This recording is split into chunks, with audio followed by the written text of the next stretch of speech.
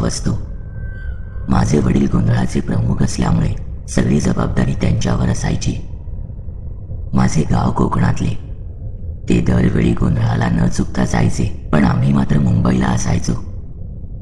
एके दिवशी का माहीत नाही, माझ्या आईच्या मनात आले की आपण सगळ्यांनी यावर्षी गोंधळाला जायचे. बाबांना सांगून आईने आम्हा चौघांची तिकीटं बुक करायला सांगितली. मी, माझा भाऊ आणि माझे आई बाबा असे माझे संपूर्ण कुटुंब जाणार होते. मी बऱ्याच वर्षांनी गावी जाणार होतो, त्यामुळे खूप खुश होतो. आणि त्यात विशेष म्हणजे यावर्षी आमच्या परिवाराचा गोंधळ मला बघायला मिळणार होता. याआधी मी बरीच वर्ष गावी जात असलो तरीही अजून इतक्या वर्षात आमच्या परिवाराचा गोंधळ उत्सव बघितला नव्हता. गावी पोहोचल्यावर कोकणचं सौंदर्य काय असतं ते मी पुन्हा एकदा अनुभवलं. तेव्हा माझ्या मोठ्या काकांनी नवीन घर घेतलं होतं. तिथेच 5 दिवस राहायचं असा आमचा बेत होता. प्रवासात इतके थकायला झाले की काकांच्या घरी पोहोचल्या मला झोप कधी लागली कळलीच नाही. दुसऱ्या दिवशी माझे वडील सकाळी लवकर उठून गोंधळाच्या कामासाठी आमच्या मूळ गावी निघून गेले. अजून काही दिवस बाकी होते, पण सगळ्या तयारीसाठी बाबा काही दिवस आधीच गेले होते. मी, आई आणि भाऊ आम्ही काही दिवस काकांच्या घरीच राहिलो. मी मात्र त्या दिवसाची वाट पाहत होतो आणि बघता बघता तो दिवस उजाडला. आम्ही तिघे आणि काकांचे संपूर्ण कुटुंब असे आम्ही मूळ गावी जायला निघालो. आम्ही बरेच जण होतो आणि त्यात खास म्हणजे भावंड खूप दिवसांनी असे एकत्र प्रवास करत असल्याने मजा मस्ती सुरू होती. त्यात मला मस्ती करायची खूप सवय होती, त्यामुळे तो प्रवास आम्हा कोणाला जाणवला नाही. आणि गप्पा गोष्टी करत कधी आमच्या मूळ गावी येऊन पोहोचलो आम्हाला कळलेही नाही. गोंधळींनी घरच्या देवाची पूजा करून गोंधळाला सुरुवात केली. खूप छान अनुभव होता तो. कार्यक्रम आटोपल्यानंतर सगळे गोंधळाचे जेवण जेवून परतीच्या प्रवासाला लागलो. साहजिकच खूप रात्री निघालो होतो. माझ्या वडिलांना त्या गावाच्या वाटेवरचे किस्से माहीत असल्यामुळे त्यांनी आम्हाला आधीच बजावले होते की कोणासाठी गाडी थांबवू नका आणि कोणालाही आवाज देऊ नका. आमचा प्रवास सुरू झाला. त्या रात्री गावदेवीचे मंदिर गेल्यावर जे घडले ते अगदी माझ्या आजपर्यंत लक्षात आहे. गावाचा परिसर असल्यामुळे रस्ता एकदम सामसूम झाला होता. एकही वाहन नजरेस पडत नव्हते. आम्ही गावदेवीच्या मंदिरापासून थोडं लांब गेल्यावर मला रस्त्याकडेला एक बाई उभी दिसली. सहज म्हणा किंवा खोड काढण्याच्या उद्देशाने मी त्या बाईला बघून गाडीच्या काचेवर जोरात हात मारला. पण मी ती कृती का केली या गोष्टीचा पश्चाताप मला आजही होतोय. त्या क्षणी काही घडले नाही. आमची गाडी तिथून काही अंतर पुढे निघून गेली. त्यात बरीच रात्र झाल्याने मला झोप लागली, पण तितक्यात कसल्याशा आवाजाने माझी झोपमोड झाली. गाडीच्या काचेवर कोणीतरी जोरजोरात हात मारत होतं. मी त्या दिशेला वळून पाहिलं आणि माझं हृदय भीतीने धडधडू लागलं. तीच बाई गाडीसोबत पळत काचेवर जोरजोरात हात मारत होती. मी एकट्यानेच नाही तर गाडीतल्या सगळ्यांनी ते भयान दृश्य पाहिले. ड्रायव्हरने तिला साईड मिररमधून नीट पाहिले आणि त्याच्या चेहऱ्यावरचा रंगच उडाला. खूप भयानक अवतार होता तिचा. विस्कटलेले केस जे संपूर्ण चेहऱ्यावर पसरले होते. हाताच्या बोटांची तीक्ष्ण नखं जणू कोणाचाही सहज घात करतील. ड्रायव्हरने गाडीचा वेग वाढवला. माहित नाही काय होतं ते, एखादी वेड लागलेली बाई की अजून काही, पण गाडीच्या वेगाशी बरोबरी करत धावणे हे साधे सुधे नक्कीच नव्हते. आम्ही गाडीत बसून देवाचा दावा करू लागलो. ते जे काही होतं ते बराच वेळ गाडीसोबत धावत राहिलं आणि नंतर एक क्षणी दिसेनासं झालं. तितक्यात आमचं लक्ष पुढे गेलं तेव्हा कळले की समोर एक मंदिर आहे. ड्रायव्हरने गाडी त्या मंदिराच्या आवारात घेतली. त्या आवाराचा गेट जरी उघडा असला तरीही मंदिराचा मुख्य दरवाजा बंद होता. आम्ही गाडी तिथेच लावून बाहेर आलो आणि दाराच्या पायऱ्यांवर बसून राहिलो. सकाळ झाल्यावर गावकऱ्यांनी आम्हाला मंदिरात बघून आमची विचारपूस केली.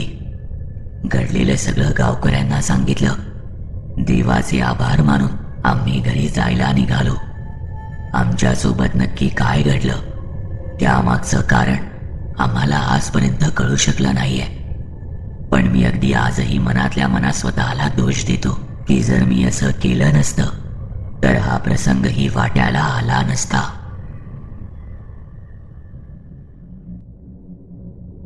अनुभव क्रमांक 2. हा अनुभव आपल्या चॅनलचे सबस्क्रायबर योगेश कुदरमाळे यांनी पाठवला आहे. आमचं गाव कर्नाटकमधल्या गुलबर्गा जिल्ह्यात होते. गावी आमचे शेतही होते, जे गावातल्या घरापासून जवळपास 4 किलोमीटरवर होते. प्रसंग बराच जुना आहे, साधारण 1986चा. माझ्या वडिलांनी मला सांगितला होता.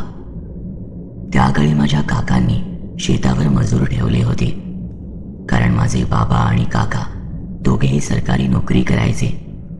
त्यामुळे त्यांना शेतात काम करण्यासाठी अजिबात वेळ मिळायचा नाही. म्हणून एका करारावर त्यांनी ते शेत त्यांच्या मित्राला सांभाळायला दिले होते. तरीही अधूनमधून ते त्या शेतावर जायचे. त्याकाळी दळणवळणासाठी KRTCच्या सरकारी बसेस जास्त नव्हत्या. रात्री 10:30ची शेवटची बस असायची, जिथून ती पुढे बिरजापूर मार्गे जायची. आमच्या शेताजवळ एक छोटी वस्ती होती.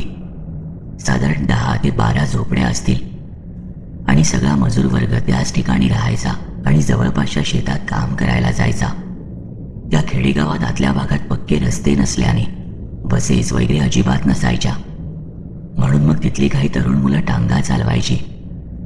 बाबांना महिन्याच्या दुसऱ्या शनिवारी आणि रविवारी सुट्टी असायची. त्यामुळे ते 2 दिवस शेत पाहणी करायला शेतावर जायचे. रोज रात्री शेवटच्या बसने ते शेतावर जायला निघायचे. ते पावसाचे दिवस होते. त्या रात्री बाबा नेहमीप्रमाणे शेवटच्या बसने शेतावर जायला निघाले. अवघ्या 10 ते 15 मिनिटात ते स्टॉपवर पोहोचले आणि बसमधून उतरताच मुसळधार पावसाला सुरुवात झाली.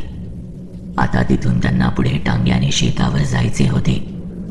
शेवटची बस असल्याने खूप गर्दी होती. त्यामुळे उतरल्यावर सगळे लोक मिळेल त्या टांग्याने आपापल्या घरी जाऊ लागले. बाबांना त्यांचा एक जुना मित्र भेटल्या कारणाने एका झाडाशेजारी आडोसा घेऊन ते काही वेळ त्याच्याशी बोलत बसले. तो तिथल्याच एका जवळच्या खेड्यात राहायचा. बोलणं आटोपून झाल्यावर तो त्याच्या मार्गाने निघून गेला. बाबांना नंतर लक्षात आलं की आता शेतावर जायला एकही टांगा नाहीये. त्यांना वाटलं की आपण काही वेळ थांबून बघू, कदाचित एखादा टांगेवाला प्रवाशांना सोडून परत येईल. म्हणून ते तिथेच थांबले. साधारण 11 वाजून गेले होते. पावसाळ्याचे दिवस असल्यामुळे रस्ताही निसरडा झाला होता. त्या रस्त्याच्या दोन्ही बाजूला हिरवीगार शेतं होती, पण रस्त्याला दिवे नव्हते. तितक्यात बाबांना टांग्याचा आवाज येऊ लागला. तसे त्यांनी त्या दिशेला पाहिले. टांग्यात एक कंदील लावला होता आणि त्याचाच काय तो प्रकाश जेमतेम अंधाराला चिरत होता. कारण त्या परिसरात इतका अंधार होता की त्या कंदिलाचा प्रकाश सोडला तर 2 फुटांच्या पुढचेही काही दिसत नव्हते.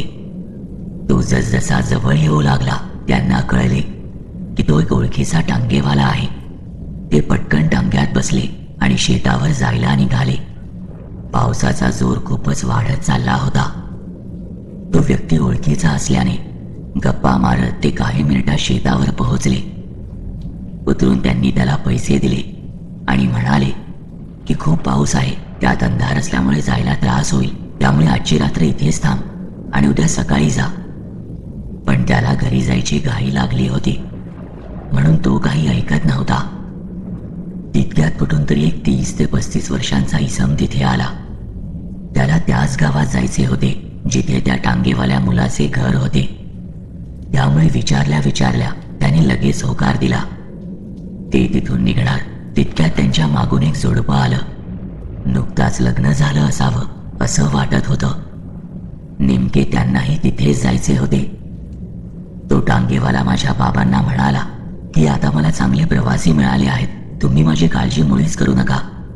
पण बाबांना खूप विचित्र वाटलं, कारण अशा वेळी तिथे एकही बस यायची नाही. जिथून ते आले होते तिथे दूरवर वस्ती नाही. त्यामुळे ते नक्की कुठून आले हे त्यांना समजत नव्हतं. त्यात त्यांची नजर ज्या पद्धतीने ते पाहत होते ते अगदीच विचित्र वाटत होतं. ना त्यांच्याकडे सामान होतं, ना हातात छत्री. त्यांचे चेहरेही वेगळे वाटत होते, पण कदाचित पावसात भिजल्यामुळे तसे वाटत असावे असे समजून त्यांनी जास्त लक्ष दिलं नाही. ते आपल्या वाटेने शेतावर निघून गेले. 2 दिवसांनी त्यांना बातमी कळली की तो टांगेवाला मुलगा खूप आजारी आहे. त्याने अंथरूण धरलंय. त्या दिवशी त्या गावात नेमके काम असल्याने ते त्याच्या घरी त्याला पाहायला गेले. तेव्हा त्याच्याकडून त्या रात्री घडलेली भयानक घटना कळली. तो त्या 3 प्रवाशांना घेऊन निघाला खरा, पण साधारण 1 किलोमीटर पुढे गेल्यावर त्या 35ल्या व्यक्तीने अचानक टांगा थांबवायला सांगितला. ज्या भागात त्याने थांबवायला सांगितला ती जागा अगदीच भयाण होती. बाहेर मिट्ट अंधार होता. त्याने विचारले सुद्धा, इथे कुठे उतरताय? इथे कोणतीही वस्ती नाहीये. त्यावर तो माणूस म्हणाला, माझी हद्द इथे संपते. त्या टांगेवाल्या मुलाला त्या वाक्याचा अर्थ कळला नाही. पैसे घेण्यासाठी त्याने हात पुढे केला तेव्हा त्याचे लक्ष नकळत खाली गेले आणि त्याच्या अंगावर सरकन काटा येऊन गेला. जे पाहिलं त्यावर विश्वासच बसत नव्हता. पावसामुळे वातावरण अगदी थंड होतं, पण त्यातही त्याला दरदरून घाम फुटला. त्याचे हातपाय कापू लागले. तो व्यक्ती हळूहळू नजरेआड होत अंधारात निघूनही गेला. तशाच अवस्थेत टांगा हाकत तो पुढे निघाला. आपण काय पाहिले हे तो समजण्याचा प्रयत्न करत होता. कधी एकदा घरी पोहोचतो असे झाले होते, पण तो निव्वळ 2 किलोमीटरचा रस्ता जणू संपतच नव्हता. त्याने न राहून त्या जोडप्याला विचारलं, तुम्ही त्या माणसाला बघितलं का? तो काय बोलला ते कळलं का? त्यावर ते दोघेही काही बोलले नाहीत, फक्त नकारार्थी मान हलवली. तसे तो पुढे म्हणाला, अहो, तो माणूस म्हणाला की माझी हद्द इथे संपली. मी पैसे घ्यायला गेलो आणि माझी नजर त्याच्या पायांजवळ गेली. हे बोलता बोलता त्याने मागे वळून पाहिलं आणि विजेचा तीव्र झटका लागल्यासारखा तो शहारला, कारण त्या टांग्यात मागे कोणीही नव्हतं.